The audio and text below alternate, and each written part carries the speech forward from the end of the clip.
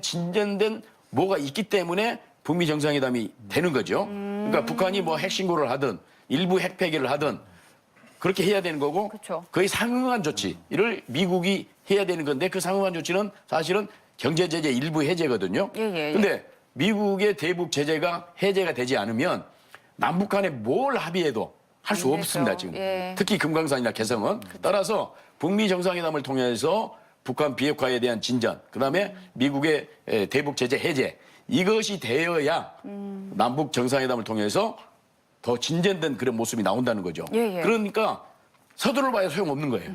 해봐야 소용없는 거고. 예. 그런 측면에서 그 순서를 확실하게 대통령께서 명확히 제시를 했다. 그렇게 생각이 됩니다. 그렇게 내가 좀 순조롭게 갈 수 있다. 네. 이렇게 본 건데요.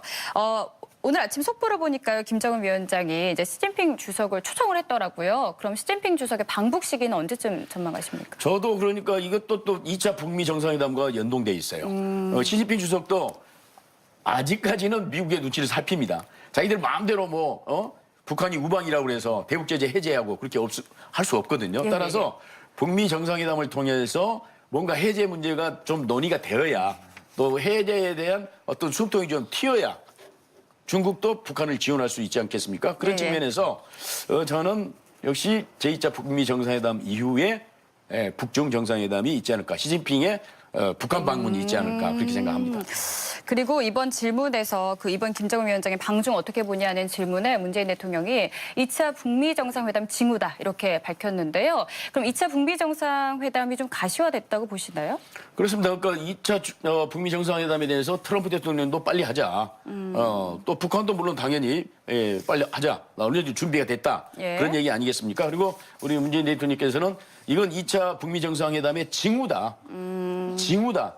이렇게 얘기를 했어요. 다시 말씀드리면 정상회담이라고 하는 것은 무슨 성과가 없는데 할 수 없어요. 예. 그런 측면에서 정상회담이 된다고 하는 그 자체는 물밑 접촉을 통해서 아까 말씀드린 북한의 비핵화 진전과 미국의 대북 제재 해제에 대해서 어느 정도 합의가 있어야 제2차 정상회담이 된다는 거 아니겠습니까? 예. 그러니까 정상회담을 한다고 하는 것은 그런 것들이 충분히 실무자급에서 논의가 됐다는 그 의미이기 때문에 예.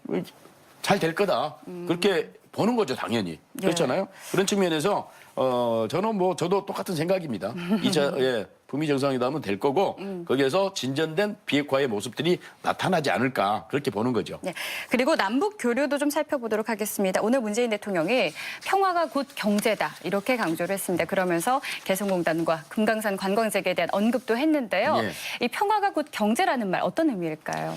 그러니까 평화라고 하는 것은 남북 간의 화해 협력이 진전된다, 경제 협력이 된다 그런 의미도 있지 않겠습니까? 좁은 의미로 본다고 한다면 그렇다고 한다면 남북 경제가 활성화되면 우리 경제도 도움이 되는 거 아니겠습니까? 그렇죠. 일자리도 생기는 거고 많은 또 투자가 이루어지게 되면은 결국 돈 버는 건 우리입니다. 북한이 버는 게 아니고 예. 그런 측면에서 우리 경제의 새로운 활로가 개척된다는 것이고 소위 블루오션이 이제 열린다는 거죠.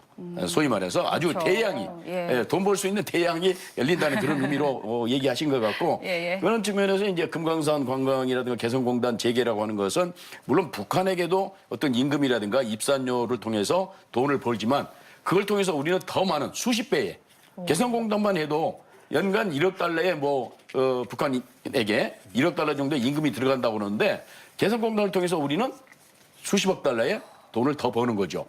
저런 블루오션이었습니다. 이를테면 한 달 월급이 약 20만 원이거든요. 세계에서 그런 나라는 없습니다. 어디도.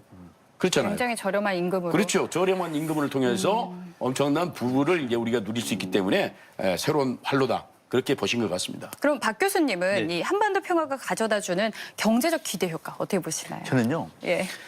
북한의 개혁 개방에 저는 집중하지 않고 예. 남북이 화해가 되면은 예. 저는 이런 상상을 해봅니다. 대한민국이 유럽으로 갈 수 있는 동쪽의 스타트가 됩니다. 대한민국이요. 대한민국. 이거는 지금 우리는 사실은 대륙 국가임에도 불구하고 막혀있죠. 섬이거든요. 그렇죠. 해외에 나가는 것이 외국에 나가는 겁니다. 우리는 지금 육로를 못 가요. 그런데 만약에 남북이 화해가 돼가지고 철로가 광주, 목포에서 또는 부산에서 북한을 통과해가지고 중국으로, 러시아로, 그리고 과거에 송유정 선수가 베를린 마라톤 갈 때 예. 철도 타고 갔어요. 철도를 사고 왔습니다. 예. 비행기 타고 안 갔어요. 물론 시간이 그때 엄청 걸렸습니다만 이런 것 정도만 현실화 된다고 얘기하면은 예. 북한의 개혁 개방, 북한의 무슨 자원 이 문제를 넘어서서 우리가 유럽으로 갈 수 있는 동아시아의 모든 물류의 거점적이 될 수가 있는 거든 이거는 천지개벽할 수 있는 겁니다. 이를 통해서 우리의 이 경제 기반이 이제는 그동안에 꽉 막혀 있던 숨통이 뚫릴 수가 있기 때문에 남북 간의 화해 협력만 된다고 얘기하면 대한민국 경제에서는 엄청난 하나의 모멘텀이 될 수 있을 것이고 더더욱이 예. 전쟁의 공포가 없다. 사라졌다라고 하면은 외국 기업이 너든 나도 북한에 또는 우리 기업에 투자하지 들어오고. 않겠습니까? 그쵸. 이거는 상상을 못합니다. 저는 그런 측면에서 평화가 곧 경제다. 화해가 곧 경제다라고 하는 사실에 전적으로 공감을 합니다. 그렇군요. 그 질의응답 시간에 가장 먼저 나왔던 질문이 지난 20개월 동안 힘들고 아쉬웠던 점이 무엇이냐는 질문이었어요. 그 부분에서 이제 문재인 대통령이 고용지표 부진과 악화 이렇게 말씀하시면서 하지만 정책 기조는 달라지지 않고 고용의 양과 질을 높이겠다 이렇게 말씀하셨습니다. 일자리 문제 해결을 위해서 어떤 노력이 필요할까요? 저는 그 대목은 조금 아쉬운 대목이 있어요.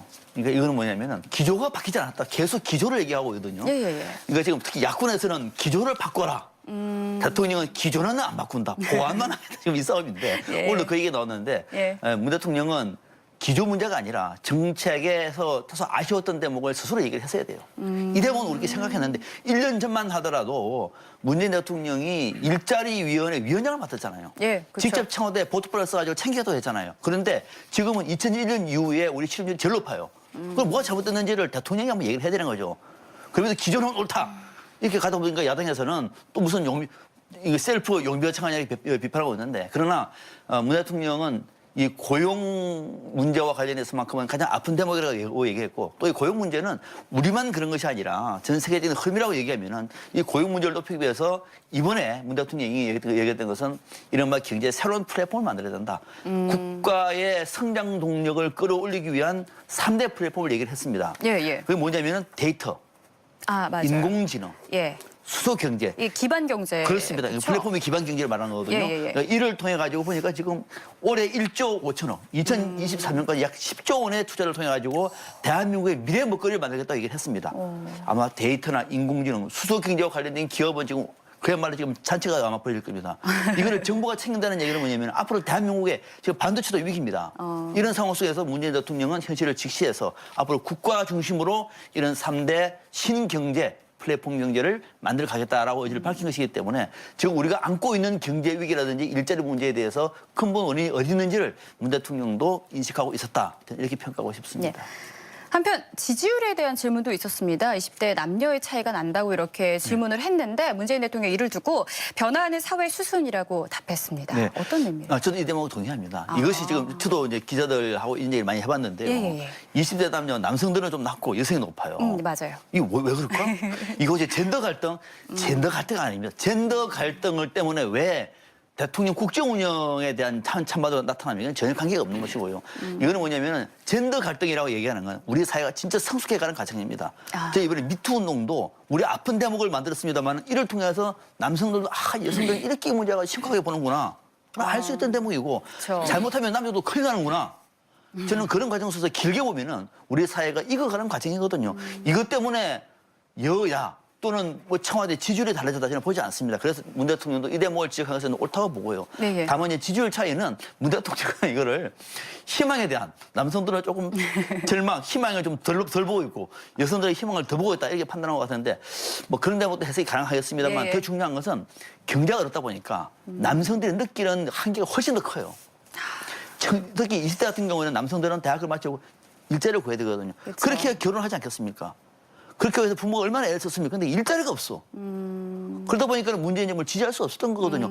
이 대목을 좀 솔직하게 인정을 했으면 좋았을 텐데 이 문제를 빼고 약간 희망의 어떤 이 높낮이를 놓고 남녀의 지지율이 다르진다 이렇게 해석한 것도 상당히 좀 이색적으로 봤습니다. 예, 오늘 두 분 모시고 오늘 있었던 신년 기자회견 전반적인 내용 짚어봤는데요. 그럼 오늘 마무리 말씀으로 총평 듣겠습니다. 교수님 먼저 말씀해 주시죠. 네, 저는 올해 2019년은 정말로 문재인 정부한테는 성과 중심입니다. 그러니까 우리는 그동안에 아름다운 이 미사여구를 통해 가지고 국민들 앞에 비전도 얘기하고 정책의 방향도 얘기하고 취지도 얘기했습니다만 이제 국민들은 근데 식상합니다. 예. 이제는 성과를 만들어줘야 될 것이고 더더욱이 경제 문제는 어떤 이 담론이 중요한 게 아닙니다. 국민들한테 당장 올해 문재인 대통령이 1월 10일에 그 얘기 하고 나니까 정말 괜찮구나. 문 대통령은 정말 말로만 끝나는 것이 아니라 실제 액션 플랜을 통해서 국민들에게 구체적으로 성과를 보답하는구나.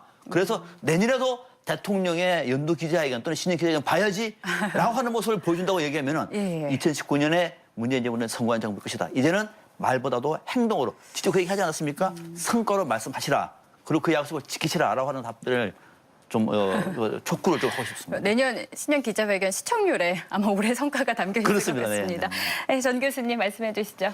역시 이제 무엇보다 평화가 중요하다고 생각합니다. 평화가 깨지면 다 깨지고 아무것도 필요 없습니다. 예, 그렇잖아요. 그러니까 그렇죠. 북한 핵 문제도 중요하고 통일도 중요하지만 평화 유지가 너무너무 중요합니다. 그래서 올해도 역시 문재인 정부는 중개자의 역할, 중재자의 역할 또는 운전자 역할을 충실히 해야 되는 그런 무거운 짐을 지고 출발하고 있다. 만약 그 평화 유지만 잘 성공이 된다고 한다면, 그러니까 평화 유지라는 게 다른 게 아니고 남북 관계가 잘 되고 북미 관계가 잘 되는 게 평화 유지의 관건이거든요. 그렇죠. 뭐 이것만 잘 되면 또 우리 경제도 아까도 말씀드렸습니다만은 엄청나게 살아날 수 있는 그런 여지가 있는 거 아니겠습니까? 그래서 예. 첫째는 평화, 다음에 경제 발전.